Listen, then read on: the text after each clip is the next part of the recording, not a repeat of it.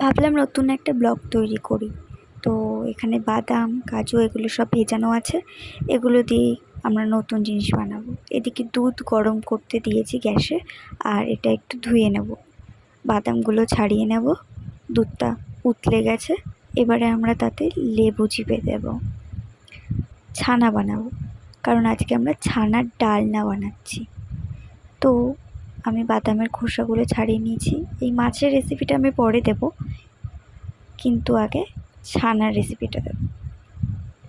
তো ছানাটা আমাদের তৈরি হয়ে গেছে, একটু জুড়োতে দিয়েছি। তো এবারে পেস্টটা বানিয়ে নেব আমরা বাদামের যে মশলাটা, একটু 1 চামচ ধনে গুঁড়ো দেবো, 1 চামচ জিরে গুঁড়োও দেবো তাতে আমরা,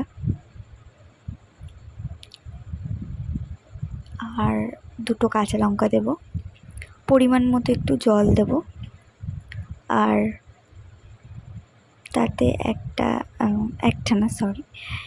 দারচিনি দেব, আর একটা এলাচ দিয়ে দেবো ছোটো।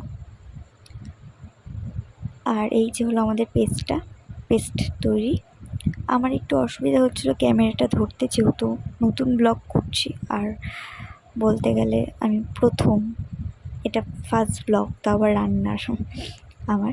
যাই হোক, ছানাটা দেখতেই পাচ্ছ হয়ে গেছে। এবার আমরা ছেঁকে নেব ছানাটা। তো আমার কাছে কিছু ছিল না বলে আমি চায়ের এটা নিয়েছি, আর 2 চামচ ময়দা দিয়ে দেবো ছানাতে, আর পরিমাণ মতো একটু অল্প করে একটু চিনি দিয়ে দেবো স্বাদ মতো। এবারে ওগুলোকে ভালো করে নাড়বো, নেড়ে চেড়ে নেব। এদিকে সাদা তেলে গরম করতে দিয়েছি, সাদা তেলটা কড়াইতে হাই ফ্লেমেই দেওয়া আছে। পরে ভাজার সময় সেটাকে আমরা লো ফ্লেম করে নেব, না হলে সব ছানার বড়াগুলো পুড়ে যেতে পারে, আর পুড়ে গেলে সেই জিনিসটা খেতে ভালো হবে না।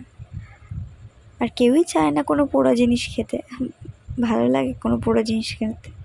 যাই হোক, এদিকে ডোগুলো বলের মতো তৈরি করে নিয়েছিলাম। ছানার ডোগুলো আস্তে আস্তে তেলে ছেড়ে দিয়েছিলাম, সঙ্গে সঙ্গে একটুখানি উল্টে পাল্টে দিতে হবে, না হলে পুড়ে যেতে পারে, প্রথমেই বলেছি।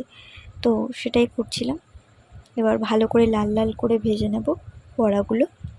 লাল লাল করে ভাজা হয়ে গেছে।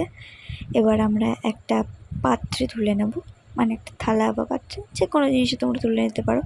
তো লাল লাল করে ভাজা হয়ে গেছে। নেক্সট, ওইখানে যে তেলটা আছে বেঁচে আছে, ওই তেলেই আমরা এলাচ আর লবঙ্গ দিয়ে দেবো।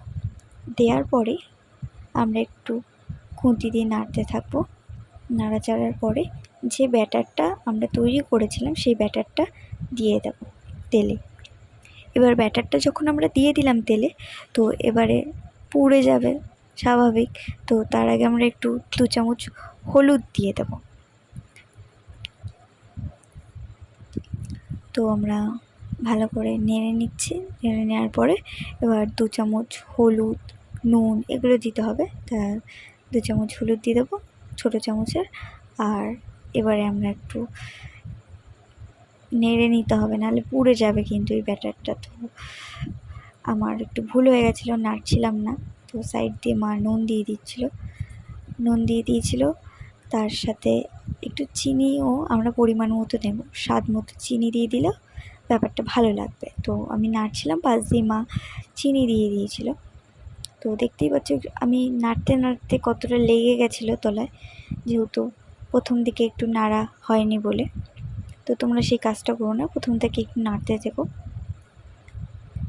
তো ব্যাপারটা, তো আমাদের বাড়িতে আমরা সব কিছুতেই টমেটো সসটা ইউজ করি, তো কিষানটা, তো সেটাই আমি ইউজ করেছি। যেহেতু আমাদের বাড়িতে টমেটো ছিল না, তাই জন্য 4টে কাঁচা লঙ্কা দিয়ে দিয়েছিলাম আমরা চিড়ে। এবার ভালো করে নেড়ে নিয়েছিলাম। এবার লাল লাল হয়ে গেছিলো। তো এবার আমরা সেই ব্যাটারটার জল দিয়ে দিয়েছিলাম। এবার এইটুকু জলে হবে না, এটা ভালো করে কষাতে হবে। এটা কষা হয়ে যাওয়ার পর তারপরে আমরা জল দেব। এটা ভালো করে কষিয়ে নেওয়ার পরে আর একটু জল দিয়ে দেবো পরে, না হলে স্বাদও হবে না, ভালো খেতে হবে না। মাখা মাখা না হলে ব্যাপারটা ঠিক জমে না। ডালনায়, মানে ছানার ডালনায় একটু মাখো মাখো না হলে ব্যাপারটা ভালো লাগবে না। তো 1 কাপ জল দিতে পারো, বা তোমরা 2 কাপ, আমি তোমাদেরকে অফার করবো তোমরা 2 কাপ জল দাও, যেহেতু আমি বাটিতে করে দিয়েছি তাই জন্য অনেকটা জল দিয়েছি। তো ভালো করে নেড়ে এটাকে একটু ফুটতে দিতে হবে অনেকক্ষণ। তো ফুটে গেছে ভালো করেই দেখতে পাচ্ছ। এবার ফুটে যাওয়ার পরে আমরা সব বড়াগুলো দিয়ে দেবো। বড়াগুলো দিয়ে আমরা একটু ভালো করে নাড়াচাড়া করবো, যাতে সব ঠিকঠাক হয়ে যায় আর কি। শেষে আমরা ঘি দিয়ে নামিয়ে নেব আমাদের ছানার ডালনার রেসিপি। তো এরকম নতুন নতুন রেসিপি চাইলে তোমরা কমেন্টে জানিও, পরে আবার একটা নতুন ব্লগ নিয়ে আসবো এরকম। তো আজকের মতো টাটা, পরে আবার দেখা হচ্ছে বন্ধুরা, বাই বাই।